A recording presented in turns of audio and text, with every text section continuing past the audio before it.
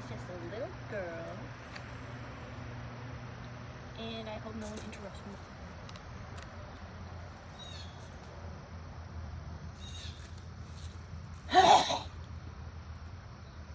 So, I have a few different stories here that I printed out from when I was younger. And I originally wrote them on Google Docs.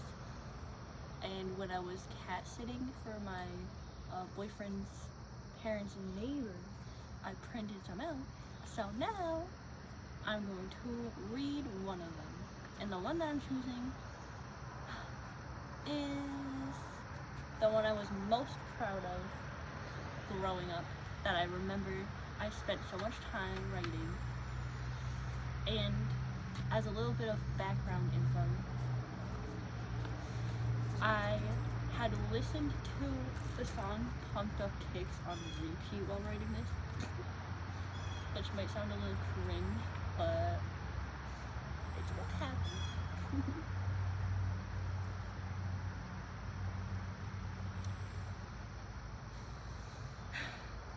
So I just went and checked my Google Docs to get the dates written down on all these, and this one is, the Google Doc was created in March, on March 15th of 2018, which means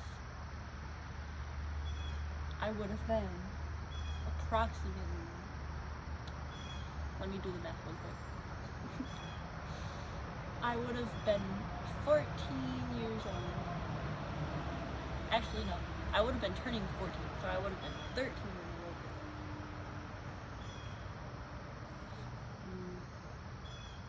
I honestly thought I was younger. I don't remember writing this when I was in 8th grade. I guess a lot changes between the span of 1 year when you're growing up.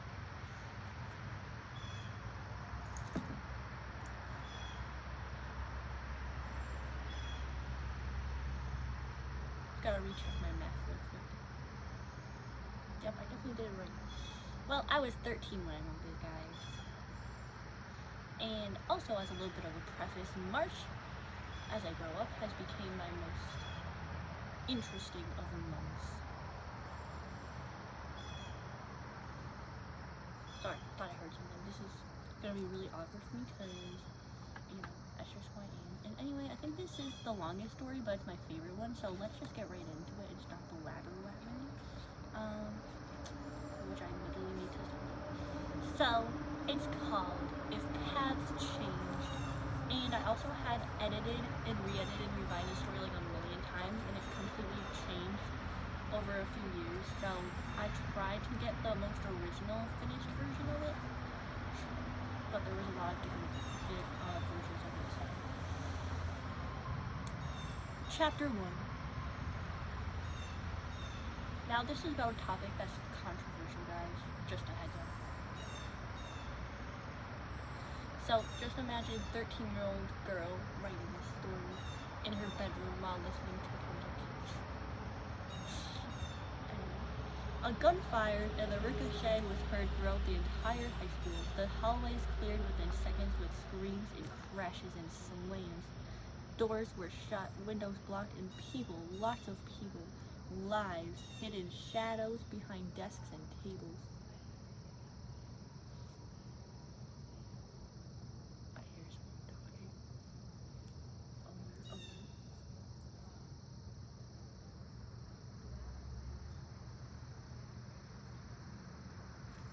There's someone out here.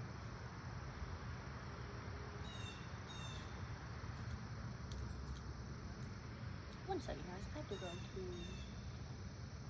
nowhere until someone shows up because I'm going to not be a chicken today. Anyway, every different type of person stood out. If you knew how to find them, you would know their character. Some screamed, some cried, some slide into the darkness without making a noise. But for Maya, she just stood, watching what other people do in this situation, analyzing the panic and other emotions going through their heads. Maya wouldn't be scared or worried or fearful, but calm. Such a wonderful feeling. Calm, relaxed and carefree. But why in this situation? Why calm and relaxed? Why?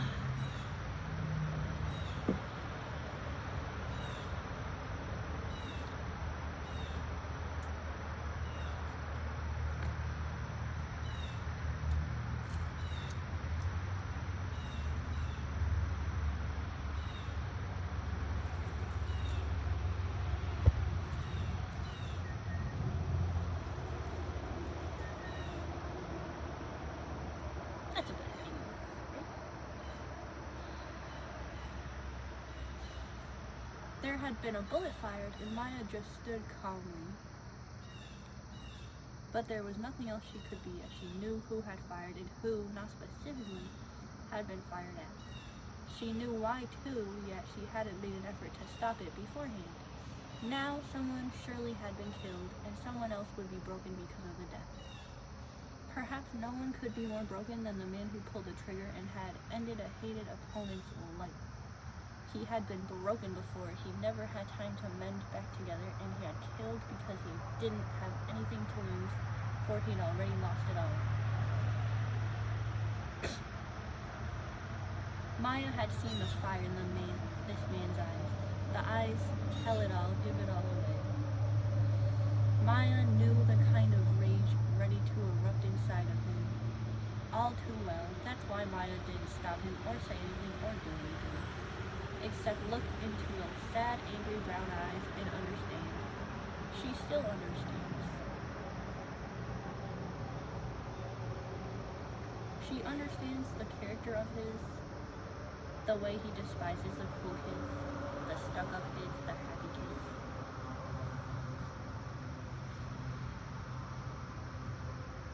He despises all kids. He despises himself. No one would have suspected him. People think he's just a teenager that keeps to himself and isn't good for anything. If people had even bothered to realize that about him, he knew what he was doing too when he got himself into this mess.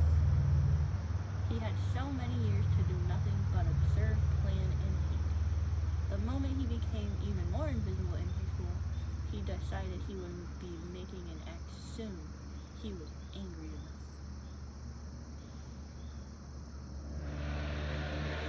It was a surprise that it was this soon that he finally let go.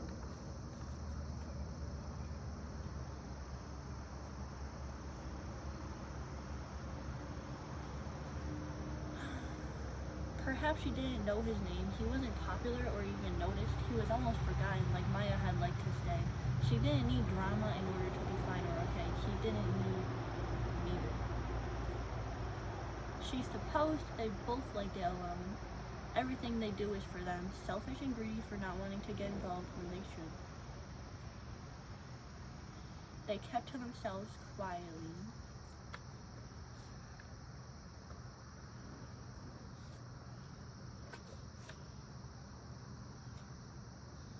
Yet Maya figured it would almost be a shame to see him go to jail, even if she'd never realized him until now, pacing through the hall like a rabid animal. His dark hair frizzy and messed up like him. His posture was slouched slightly and sent tingles up Maya's spine. It made her think about whether she should actually be scared. Now Maya realized she had looked into his eyes once before. She had seen the killer within him, just the emptiness in his gaze. He's not much of a serial killer, rather just showing some kids he would always hate for not noticing him, that he could tear them apart and tease them with death.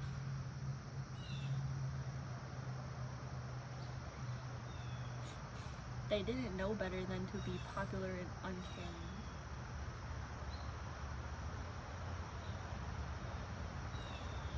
He didn't know they shouldn't. He didn't care. He's mad. She'd seen the anger, yes, but she'd also seen a very small glimpse of gratitude. Someone had taken just a second to realize his presence, even if it was just for a moment. Just a glimpse, and then it was gone, fury taking its toll. This time, a good distance between them, but both in the same hall. His feet stopped their movement. He looked slowly up. He met her eyes, the words that she saw. You shouldn't have come to find me.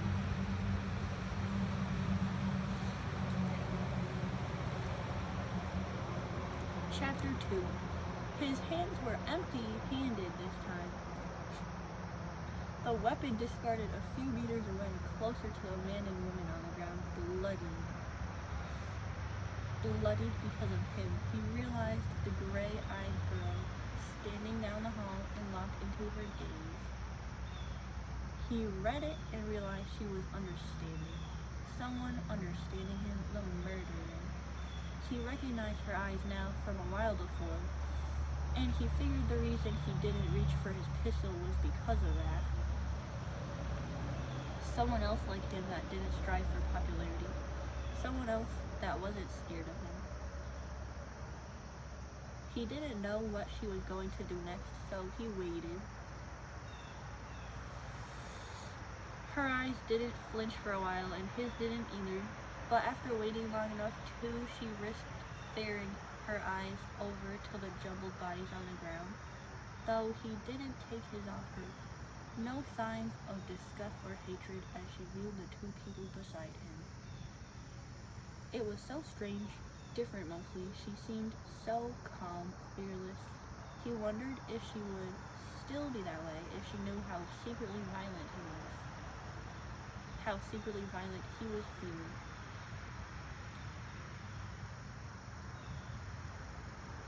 Cassie didn't seem very secret.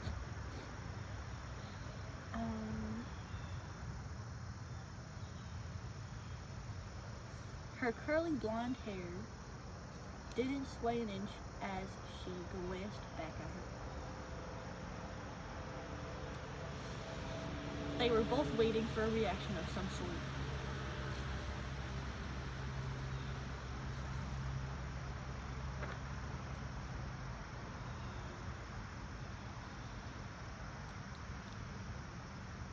And then a faint sound in the distance.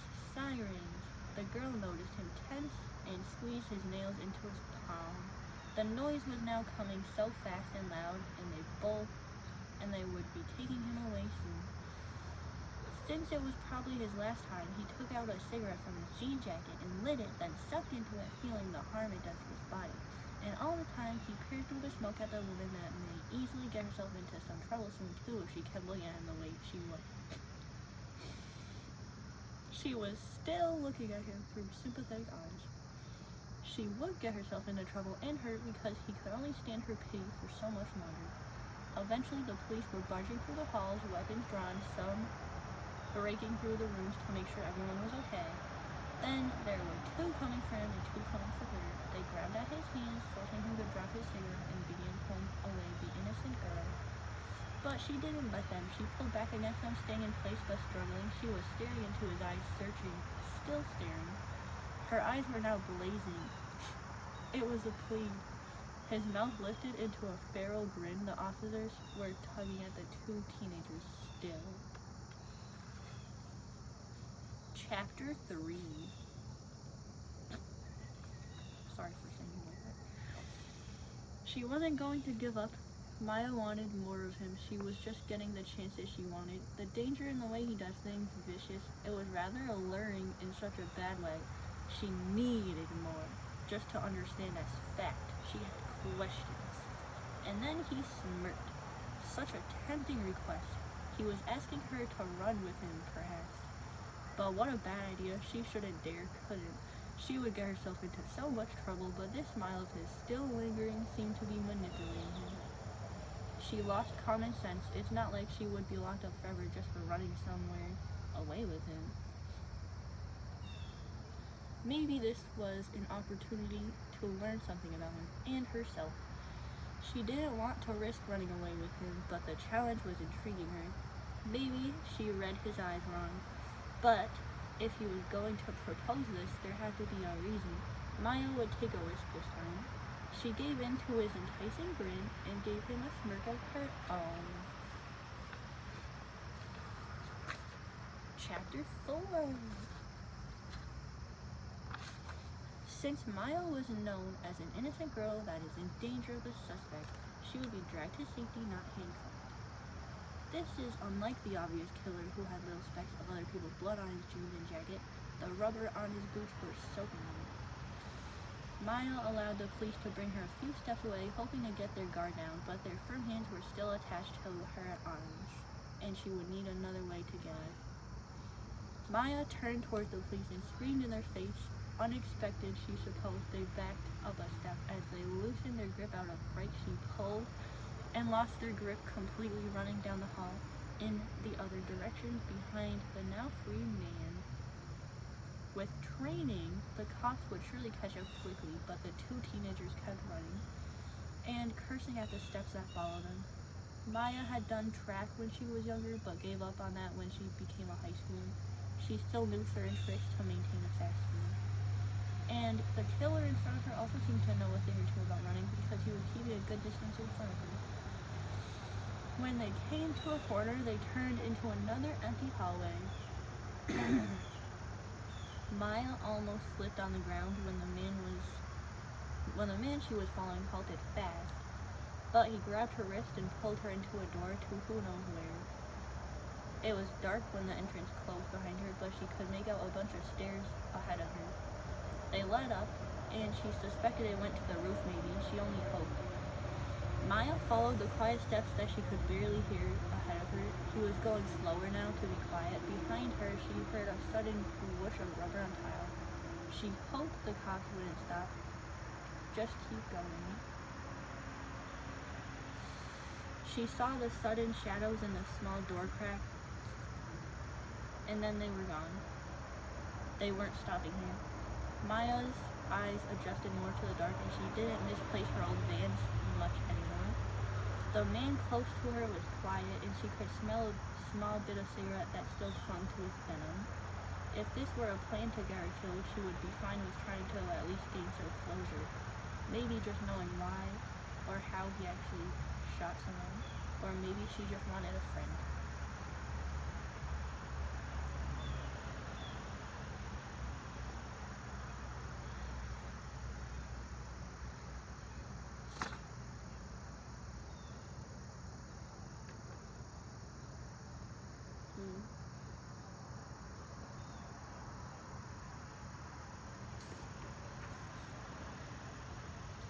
Maybe that could be all he needed, all he wanted in order to not have killed two innocent people, guilty of living their happy life. He wasn't part of a happy life, not anyone's, not his own. Maya might just wriggle her way into his heart. She had a knack for doing that. She just always ended up hurting the people that loved her, but she wouldn't do that this time. Chapter 5. They emerged from the dark stairway and into the mid-afternoon breeze. It was a cloudy day, and there was hardly a ray of sun to be seen. It was also windy and damp on top of the building, which Maya and her companion stood. It was the first time hearing his voice, so when he spoke, she wasn't expecting the tone to be a bit deep and raspy. It was appealing to Maya. "What do you want?" he demanded, to the point. Maya shook her head slightly. "I want to know what you want, or wanted." He held her gaze for a while longer before looking into the horizon. It was the best of days without the sun burning her eyes. He loved the smell of the air on dark autumn days. He looked back at her. "Why do you even care?" "Because I know you don't want me to," Maya smiled, "and I know you would if you knew how it felt." It took a long time for this teenager to respond. He said, "If you are expecting me to become your boyfriend or something because you have some kind of attraction to people that kill other people, you should probably just give up on hoping. It's not something that I find interest in being to you. I figured you wouldn't mind a moment of my attention. After all, you shot that kid back there because you knew he would never give you any." He removed the gap between Maya and him until they were only inches. "You think you have a clue about why I decided to kill those kids, yet you don't have one about what I might do to you," he cursed in her face. Maya held his stare and murmured, "The only thing is that I'm not scared because I know you wouldn't bother hurting someone of the opposite sex that actually has eyes out for you." He placed a hand on her shoulder and laughed dangerously. Then he took a step back. "I'll be happy to show you wrong. I am in the mood today."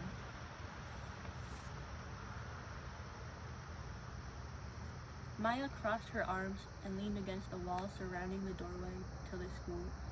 She now looked across the valleys and plains.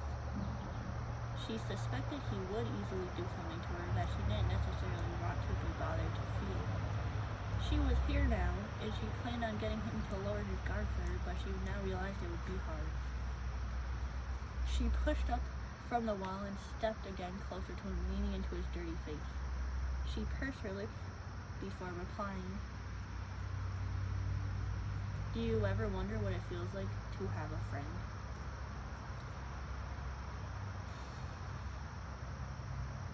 Do you even care what it would be like to belong, to have someone there for you? Maybe you don't, and that's probably because you don't know that you should. Once you realize what is out there and what can be out there, you don't ever want to go back. You don't ever want to be without someone again. She was staring into him, her own eyes burned. I only followed you up here today because her breathing was ragged. Shit, you know I need someone, and somewhere deep inside of you, she dug her nail into his chest. In those eyes of yours, I can make up something that I might be looking for. And it would just be a damn fine gift if I could pull it out of you just because I need something like that.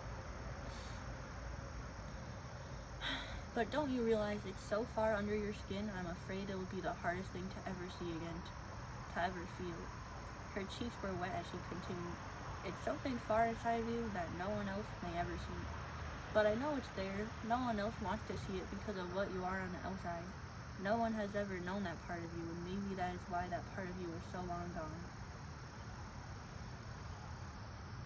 Maya looked through blurry eyes at his and searched for any bit of feeling. She wanted so badly just to know that he was indeed human, that he did have emotions. She wanted to see the things that he felt, and how he would react when someone tells him the things she spoke. If she could get a glimpse of that, she could have hope. Chapter 6.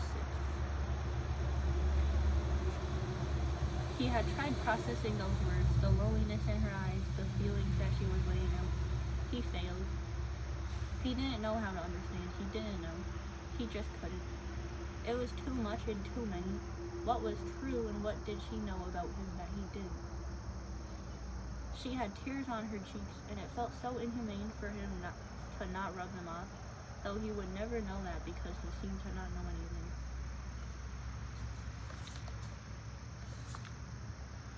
He doesn't know what he's supposed to do and what he shouldn't. But some things just beg him to respond a certain way and do a certain thing. There were some things that were meant to be, and some were not. He hadn't even realized before that other humans actually had emotions, so he never had any either. She had told him that he had something inside of him that she might be looking for, but what can she possibly want from him? He never knew what it was like to have someone compassionate for you. She was too right about everything she said. He knew that even if he didn't. And now, what was he supposed to do? How should he react? He realized too quickly just how close they still were. The sun was now just peeking through the clouds, illuminating the tears on her skin. Her uneven breathing was still rough, and he could feel the warmth coming from it. She was hurt, and she wanted something in him. It would be hard to give it to her. But something about her words, the way she trembled without anyone holding her, the sound of her sad panting, something about that made him lift his arms to her and take her cheeks in his hands and rub his thumbs against her skin to wipe away the salty water that fell from her eyes.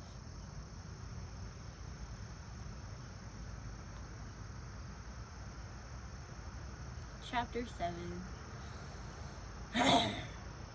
Maya's heart thudded in her chest, faster now that this almost stranger was wiping her tears off her face. It was a blessing he hadn't left her standing there crying, because she would probably rip him apart for making her be so embarrassed. She had been closing her eyes, though letting the water still drip down her face. Then she opened them to see him so close, his brown hair long and scraggly, his eyes sad and dilated, and the cheeks underneath them freshly damp.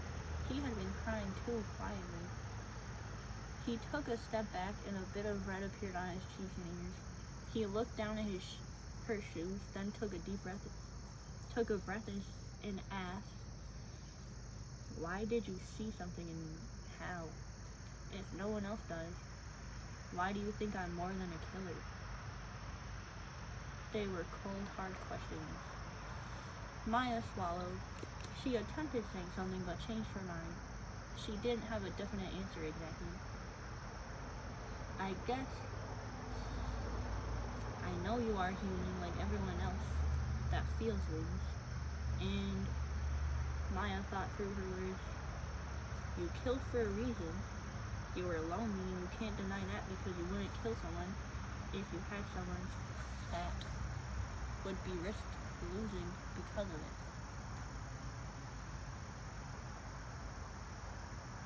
You know, I'm lonely too, and I guess I was a little more hopeful than you that I might be loved one day by anyone. That's when he knew it. She had risked all of her nothing because she wanted someone to love her. Not just someone, but anyone. Even if it was someone who killed another one. It didn't even have to be love that was between them. I'm not really in the mood, to kill. I'm not really a killer, I'm not. He seemed to pull her closer.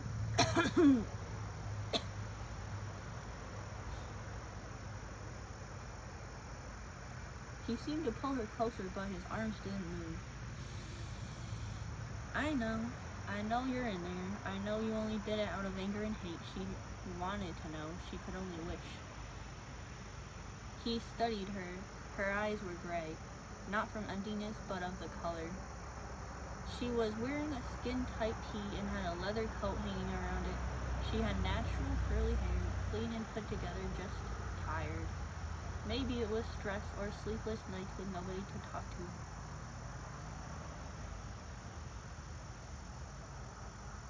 And then him, hair the color of dirt, a bit long for a boy. He wore all jean except for a black t-shirt under his jacket. Attractive in some ways, he was not clean or put together, rather torn apart. Maybe it was someone but himself that could get him back in one piece. Then he spoke. Would you actually accept me, or are you just here for fun, for yourself? Maya shook her head, looking into his brown eyes. Don't question me. I know you have no trust, but don't think I'm lying either. What would you be lying about? I could lie about anything, but I choose not to. Do you think all those heartfelt words mean nothing? I would hope you have some common sense. A broken girl is just as bad as a broken boy. Just as good, too. She couldn't help but let herself smirk a little. Oh, you think it's common sense I'm lacking? He stepped closer again. Don't blame me if it's hard for me to trust someone. Maya knew he didn't mean it as a retort of kind, but somewhat a command. His eyes burned as he stared at her, and then they softened. His mind began thinking and begging. Maya said, maybe if you had had someone, you wouldn't have killed 2 people. Maybe if you let me now be that someone, you won't feel it is necessary to make someone suffer for the misery that you feel.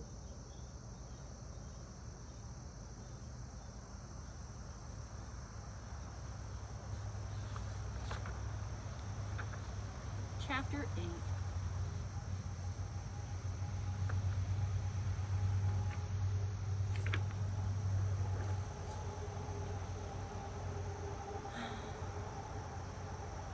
I'm going to keep you from murdering someone else.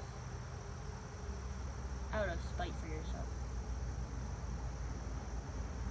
No response. You need someone to talk to. Silence. Just give me a chance. Nothing. Do I have to make out a map for you? You're going to jail unless you're running all the time. Do you even realize you've lost your entire life once you enter that prison? Don't you want to at least try something before you're stowed away forever? Just accept the damn request and take my hand. If you're not for a friend, then at least for someone who isn't gonna be afraid of you. only a straining in the eyes. You're a waste of life, you know, and you ended 2 others because of it. How does it feel? Does it make you happy? Nope. And then he grabbed her shoulders and leaned closer to her face. A growl. Nasty bastard. That was enough. She was shoved onto the concrete in a second. She grinned evilly on the ground and purred. Somebody's got a bad temper. He stalked in the other direction. Do something for someone other than yourself for once. Then waiting. Just please. The beg was so soft and sad and dreadful. Please. Almost a beg for mercy. Breath. If you want me, I suppose I can be Steven.